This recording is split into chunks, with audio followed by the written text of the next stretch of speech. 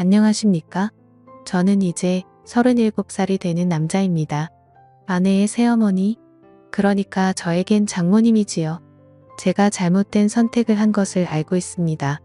저만 믿고 사는 아내한테는 정말 몹쓸 짓을 한 것 같은 기분이 드네요. 제가 어렸을 적 온 가족이 캐나다로 이민을 가게 되었습니다.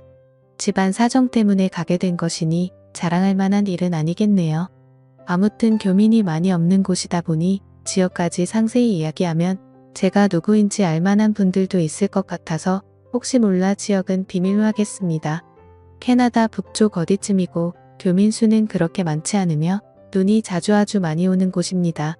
개인적인 상황이라 딱히 말씀드릴 필요까지 있는가 싶지만 이민 후 생활은 딱히 좋을 건 없었습니다. 아무래도 한국에서 고생을 한 게 있었기 때문일까 어머니는 이민 생활 시작 후 다른 사람을 만나 눈이 맞아서 야반도주를 했습니다. 아직까지 연락 한 통 되지 않고요. 아버지 또한 이렇게 살아서 뭐 하겠냐며 이민 생활에 적응을 못하시고 저를 두고 혼자서 다시 한국으로 들어가 버렸고요. 제 나이 24살에 가족들에게 버림받고 혼자서 살아가게 되었습니다. 말씀드렸다시피 교민들이 많은 지역이었지만 그때는 한국 사람이 참 싫었습니다. 저를 이용만리 타국 땅에 오게 만든 사람들 와서도 저를 버리거나 저를 배신한 사람들 뿐이었으니 그럴만도 했죠. 그래서 최대한 한 명의 한국 사람들이라도 피해가며 살기 위해서 자금이 생길 때마다 조금씩 교민들이 사는 지역에서 멀어지기 시작했습니다. 그러다 보니 어느 깊숙하고 한적한 시골 동네까지 다다르게 되었네요. 2년 전에 직장에서 한 여자를 알게 되었습니다. 그녀는 제가 저 스스로를 고립시키게 만든 한국 사람이었습니다. 제가 싫다고 느꼈던 감정은 10년이 가까운 세월이 지나고 나니 변해 있었습니다. 아니 외로움과 그리움을 많이 느꼈던 걸까요? 당시 저보다 7살이나 어린 그녀였지만 그렇게 정서도 공유하고 말도 자연스럽게 통하는 사람을 만나게 되니 서로가 자연스럽게 서로에게 끌리기 시작했습니다. 그렇게 그녀와 가까워지게 되었어요. 연애를 시작한 지 얼마 되지 않고부터는 그녀와 제가 한 집에서 동거를 시작하게 되었고 결혼을 약속하게 되는 사이까지 발전하게 됩니다. 식을 올리지 않아서 그렇다 뿐이지 이미 그녀와 제가 한 집 살림을 하면서 저희는 부부와 다름이 없었습니다. 언젠가부터 주변 사람들에게 그녀를 동거인이 아닌 저의 아내라고 소개를 하고 있었지요. 어느 날 퇴근을 하고 집에 들어오니 저보다 먼저 퇴근을 했던 아내가 누군가와 영상통화를 하고 있었습니다. 입고 있던 외투를 벗으며 슬쩍 아내의 핸드폰을 바라봤는데 핸드폰 안에서 아내와 대화를 나누고 있던 사람이 엄청난 미인이었습니다. 나이는 저와 살짝 비슷하거나 많아 보이기는 했지만 작은 전화기 화면 너머로 보이는 미모는 솔직히 말했을 때도 제 아내보다 훨씬 화려하고 아름다워 보였습니다. 누구보다 눈이 많이 오는 캐나다에 어울리는 창백하다 생각이 들 만큼 투명한 피부 그리고 그 피부를 더 새하얗게 보이게 만드는 어깨 뒤로 늘어뜨린 긴 검정색 생머리. 저도 모르게 시선을 떨쳐낼 수가 없더라고요. 그렇게 통화하는 아내 곁을 떠나지 못하고 있는데 아내가 아빠는 잘 지내 하면서 아버지의 안부를 묻고 있으니 그녀의 사촌언니 정도로 생각을 했습니다. 왜냐하면 제 아내한테 형제가 없는 건 제가 이미 알고 있었거든요. 그런데 그 말을 들으니 제가 아내에 대해서 모든 걸 알고 있다고 생각했는데 그녀의 가족 구성원조차 모르다니 내가 아는 게 아무것도 모르는구나 하는 생각이 들었습니다. 이윽고 통화를 마친 아내가 저에게 다가왔어요. 아내에 대해서 좀 더 잘 알아가야겠다 반성하던 차였으니 아내에게 방금 통화한 사람이 누구냐고 물어봤습니다. 그때까지도 저는 전화기 속 그녀의 미모에 반해 있긴 했지만 핵심을 갖거나 할 생각은 없었고 순수하게 아내를 알아가기 위해서 물어본 것이었거든요. 그런데 아내의 대답에 저는 더 이상 핵심을 가질 수도 없는 사람이란 거 알게 되었습니다. 저에게 놀라지 말라고 하면서 방금 자기랑 통화한 사람은 다른 사람이 아니고 자기 엄마라고 하더라고요. 말도 안 되는 소리 하지 말고 똑바로 말하라고 정색을 했습니다. 누가 봐도 젊은 사람이었고 아무리 많이 쳐도 내 또래밖에 안 되는 사람이 어떻게 당신 엄마냐고 한마디 했어요. 아무리 시집을 일찍 갔고 20살이 되자마자 아내를 가졌다고 해도 50이 가까운 나이일 텐데 아무리 봐도 나랑 비슷하거나 조금 더 어리거나 한 사람이 당신 엄마일 수가 없다고 했습니다. 그런데 아내는 제 반응에 재밌다는 듯이 웃더니 그 자초지종을 설명해 주었습니다. 아내는 홀아버지 밑에서 자라왔다고 합니다. 친어머니는 자신이 어릴 때 돌아가셨다고 하고요. 아내가 대학교 입학을 준비하기 위해 봤던 과외가 있었는데 지금 엄마는 그때 자기를 가르쳐 주던 과외 선생님이랍니다. 언젠가부터 두 사람이 부쩍 가까워지더니 자기가 대학교에 합격하고 나서는 아버지가 과외 선생님이었던 지금의 엄마와 재혼을 하기로 했다 통보했다더군요. 또래의 새어머니를 맞으면 기분이 어떨까 했는데 아내도 아버지가 혼자서 오랫동안 외로워하는 걸 봐왔고 새어머니인 그녀조차도 같이 동고동락하며 대학교 입시를 준비하는 걸 도와줬던 사람이었으니 그렇게 거부감이 들지 않았다고 하더라고요. 오히려 아버지의 재혼을 환영해줬다고 합니다.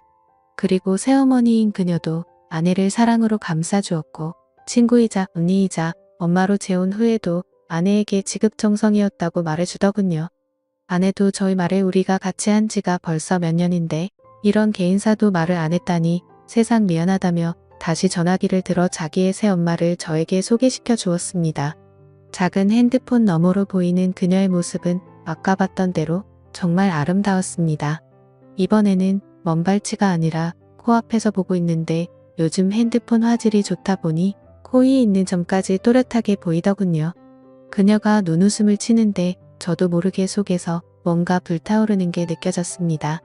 그녀를 장모님이라고 부르려는데 입이 잘 떨어지지가 않았습니다. 인정하기 싫다기보다도 저와 비슷한 나이대의 여자에게 그런 호칭을 써도 되는가 싶은 생각이 더 컸어요. 아내는 저녁 준비를 하고 있을 테니 자기 엄마하고 통화 좀 하고 있으라고 하고는 주방으로 향했습니다. 어색해져서 전화를 끊어야 하나 말아야 하나 하고 있는데 전화기 너머 장모님도 알 수 없는 미소를 지으며 저를 바라보고만 있었습니다. 두 사람 사이에 그 어떤 말이 오가지 않았지만 저는 그녀에게 집중을 할 수밖에 없었습니다. 그녀의 앙담은 입술과 지을 듯 말 듯 티도 안 나게 미소 짓고 있는 모습과 그 눈빛에 저도 모르게 그녀에게 거역을 할 수 없겠다는 생각을 했기 때문입니다. 정말 두 사람 사이에 서로 말 한마디 오가지 않았지만 어색함에 조금 불편함을 느끼던 차였습니다. 아내가 저녁 준비가 끝났다고 이제 그만 전화를 끊고 오라고 하더군요. 식사 때문에 정중하게 이만 전화를 끊겠다고 말하는데 그녀가 저를 불러 세우며 저희 개인 연락처를 물었습니다. 조금 의아했는데 아내가 가끔씩 전화를 안 받을 때가 있어서 걱정이 되고는 하니 비상 연락망 정도의 느낌으로 물어보는 거라 해서 설명하더라고요. 그런데 그날 이후로 부쩍 장모님으로부터 오는 연락이 매일 같이 오기 시작하더군요. 사소한 이야기를 하려고 전화를 했다고 싶을 정도로 사소한 이야기를 하실 때도 있었습니다. 저도 싫지만은 않았기 때문에 그 전화에 대해서 그 어떤 의문도 갖지 않았습니다. 겉으로 보이는 외모 때문인지 저에게 전화를 걸어오는 장모님을 장모님이라고 부를 수가 없었어요. 차라리 누나라고 불렀으면 불렀지 도무지 입이 떨어지질 않더라고요. 그녀도 저를 사위라고 부르는 일은 없었습니다. 하루는 아내가 같이 있는데도 계속 저에게 전화를 걸더군요. 연락을 받으니 또 전화를 끊을 생각을 하질 않아서 부담스러워하고 있는 상황이었습니다. 그래서 어떤 날에는 아예 밖으로 나가 전화를 받기도 했습니다. 왜냐하면 그때쯤부터는 장모님도 아내의 안부를 위해 거는 전화가 아니라 지극히 개인적인 용으로 전화를 걸어 저랑 대화를 나누는 사이가 되어 있었기 때문입니다. 남들 들려주기에는 조금 민망한 대화를 나누고 있었기에 아내가 잠깐 뭔가 준비하는 틈을 타서 밖에 나가서 다시 전화를 받았습니다. 한참 장모님이 전화기 너머로 하는 말에 정신이 빠져 한참 열이 올라있는 상황이었는데 아내가 뒤에서 저를 툭 치더라고요. 깜짝 놀라서 정말 그 자리에서 쓰러질 뻔했습니다. 아내가 누구랑 통화를 하길래 밖에서 전화까지 하고 있냐는 말에 당황을 했어요. 재혼한 젊고 예쁜 너네 엄마라고 말을 솔직하게 해줘야 하나 그런 고민을 하고 있는데 장모님이 자기가 해결하겠다고 아내를 바꾸랍니다. 저는 이제 다 들켜버린 거구나 하고 망했다는 생각을 하고 조마조마해하고 있었습니다. 전화를 넘겨받은 아내도 처음에는 조금 심각한 표정이었는데 전화를 받고 얼마 지나지 않아서 얼굴이 활짝 피더라고요. 저는 오히려 더 의심을 사지 않을까 했는데 장모님이 무슨 말을 해서 아내의 기분을 저렇게 좋게 만든 건가 싶었습니다. 저는 두 사람이 무슨 이야기를 하는지 알 방도가 없으니 답답하기만 했어요. 통화가 끝난 건지 아내가 저한테 전화기를 건네줬고 저한테 어떻게 말도 없이 그럴 수 있냐고 묻더라고요. 장모님이 무슨 이야기를 했는지 모르는 상황에 아내 입에서 나온 말에 저도 억장이 무너지는 것 같았습니다. 이제 다 끝났구나 싶었는데 아내가 저를 와락 안아줬어요. 어떻게 돌아가는 상황인지 모르니 당황스러웠는데 아내가 기뻐하면서 하는 말이 장모님이 대충 전화로 저와 아내의 결혼식에 대해서 물어봤다는 말을 했다고 하더라고요. 그리고 일단 캐나다에서 작게 결혼식을 올리는 게 어떻겠냐며 장인어른과 장모님이 캐나다에 방문을 하겠다고 했어요. 아내는 들떠서는 기뻐하며 저보고 속이 깊은 사람이라고 했습니다. 제가 아내가 친엄마처럼 여기던 사람과 전화로 뭘 했는지도 모르고 그렇게 기뻐하는 모습을 보니 미안해까지 했어요. 아내는 캐나다에 살면서 젊은 시절에 웨딩드레스 입는 건 포기하고 있었는데 정말 고맙다며 엄청 감동한 눈치였습니다. 왜냐하면 제가 군입대 때문에 다시 한국으로 들어가기 조금 어려운 상황이라 한국에 들어갈 방법이 따로 없어서 가지고요. 아무튼 그렇게 갑작스럽게 결혼식을 준비하게 되었고 몇 달 지나지 않아서 장모님과 장인어른이 비행기를 타고 이 지역으로 도착하게 되었습니다. 아내는 오랜만에 가족들을 만난다는 생각에 기분이 한층 업되었고요. 저는 하지만 속으로 오만 가지 생각이 들었습니다. 장모님이 또 어떤 돌발 행동을 해올지 몰랐으니까요. 공항에서 실물로 처음 만난 장모님은 손바닥만한 전화기 화면 속에서 보던 것보다 훨씬 아름다웠습니다. 키도 크고 화장이 진하긴 하지만 그만큼 더 새하얀 피부가 강조되었어요. 제가 좋아했던 검은색 머리는 파마를 해서 두꺼운 웨이브를 지게 만들었더라고요. 하지만 도무지 10시간이 넘는 장거리 비행을 하고 도착한 사람이라고는 생각이 들지 않을 정도로 장모님은 아름다웠습니다. 아내가 아무리 장모님을 언니이자 엄마로 생각한다고 한들 친아버지인 장인어른 만큼은 아니었나 봐요. 공항에서부터 계속 아내는 아버지 옆에 달라붙어 떨어질 생각을 하지 않았습니다. 덕분에 어디를 가더라도 어디를 걷더라도 제 옆에는 항상 장모님이 같이 있었고 그만큼 저는 장모님과 또 시간을 보내게 되었어요. 두 사람이 못 듣는다는 걸 확신하는 자리에서는 장모님이 저를 실제로 보니 어떻게 해주고 어떻게 해버리고 싶다무 이런 식으로 짓궂은 농담을 하는데 정말 저도 부끄러워서 고개가 들어지지 않더라고요. 두 사람은 2달이라는 꽤나 긴 장기 일정으로 놀러 오게 되었습니다. 그동안의 결혼식 준비며 본식도 올리고 있는 만큼 여기 구경도 하다가 가려던 계획이었던 것 같아요.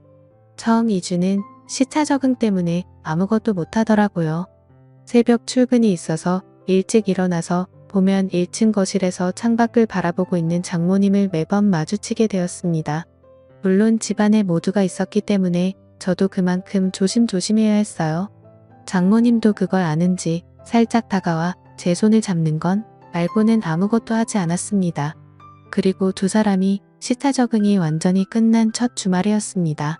밖에 대설주의보가 내려와 있는데도 아내는 가족들과 나들이를 가고 싶다고 하더라고요.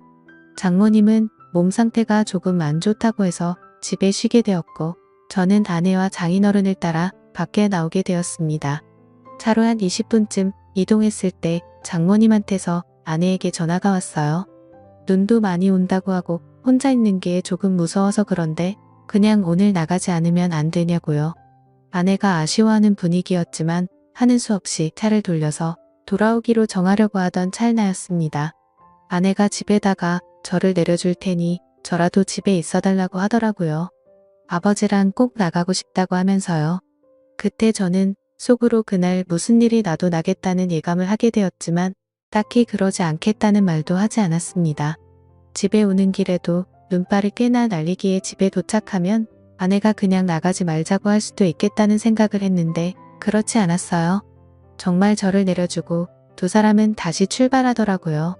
솔직히 마음속에는 제가 집에 들어가면 큰일이 나겠다는 생각이 들어서 갈까 말까 많이 망설였습니다. 그런데 눈이 너무 내려서 결국 집으로 들어갈 수밖에 없었어요. 집 안에 들어가니 장모님은 거실 소파에 누워서 잠에 들어 있었습니다. 잠자는 모습이 참 아름답더라고요. 그래도 이렇게 주무시고 계시니 다행이다라는 생각이 들었습니다. 이불을 꺼내와 자고 있는 그녀 위로 덮어주었고 소파에서 잠든 그녀를 뒤로하고 저도 방에 들어가서 잠을 청했습니다. 한두 시간쯤 잠을 청한 것 같은데 아내한테 전화가 왔어요. 결국 제 예상대로 눈 때문에 갇혀서 이틀 정도는 오도 가도 못하게 되었다는 소식을 전하더라고요. 저는 그 말을 들었을 때 이미 모든 걸 포기해버렸습니다. 이틀이라는 긴 시간은 제가 제 의지로 저를 다스릴 수 있는 시간이 아니라고 생각을 했어요. 그 길로 저는 거실로 나가 잠든 장모님을 깨웠습니다. 사정을 설명하고 그래서 우리는 이틀 동안 단둘이 이 집에서 지내게 되었다고요. 잠에서 덜 깬 장모님은 저를 보고 슬쩍 웃더라고요. 이제서야 방해꾼이 없어졌다는 말을 하고서는 말이죠. 사실 장모님은 제가 어떻게든 기회를 만들 줄 알았는데 그러지 않아서 답답했다고 하더라고요. 오늘 짧게나마 같이 있게 된 줄 알았더니 이렇게 길게 같이 있게 될 줄은 몰랐다고 하면서요. 저도 이 상황을 기대하기는 했지만 그렇다고 마냥 이 상황을 즐길 수는 없었습니다. 저 때문에 결혼식까지 포기했던 아내 생각을 하면서 아내에게 죄책감 또한 가지고 있었기 때문에요.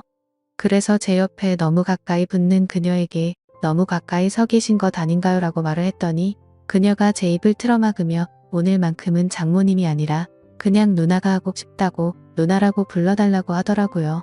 그날 장인어른이 집에 들어온 건 예상했던 이틀보다 빠른 다음 날이었습니다. 문이 열리는 소리에 정말 쏜살같이 재빠르게 제 방으로 뛰어서 도망을 가버렸죠. 장인어른이나 아내는 당연히 장모님과 저 사이에 그런 일이 있었을 거라고 생각하지는 않은 눈치였습니다. 두 사람 다 그냥 눈이 얼마나 왔는지만 이야기하지 저와 장모님이 둘이서 집에서 뭐 했는지는 관심도 없었으니까요. 장모님은 그날 저를 따로 불러내서 또 폭설이 오지 않는다면 어제의 일은 가족들을 위해 우리만 간직하자고 말을 해왔습니다. 그렇게 정말 거짓말같이 더 이상 눈은 내리지 않았고 예정대로 집 근처에 있는 성당에서 두 분의 축하 속에 아내와 저는 결혼식을 올렸지요. 저는 아내에게 비밀을 간직한 채 결혼 생활을 이어가고 있습니다. 장모님은 귀국한 날 이후로 저에게 개인적으로 연락하는 일이 많이 줄어든 상태입니다. 한 번은 장모님과 영상통화를 하고 있을 때 제가 귀국 얘기라도 하면 장모님이 우리 사이가 보고 싶다면서 자기는 캐나다에서 눈이 많이 오던 그날이 아직도 기억이 난다고 하십니다. 저는 그때마다 등줄기에 식은 땀이 흘러내리기는 하지만 아내는 정말 그때 눈 많이 왔다며 맞장구만 쳐주고 있고요. 아내에게 이런 걸 숨긴 채 제가 과연 행복한 결혼 생활을 이어갈 수 있을지는 잘 모르겠습니다. 저도 가끔씩 장모님이 보고 싶을 때가 있거든요. 그래도 이겨내고 한번 살아보려고 합니다. 감사합니다.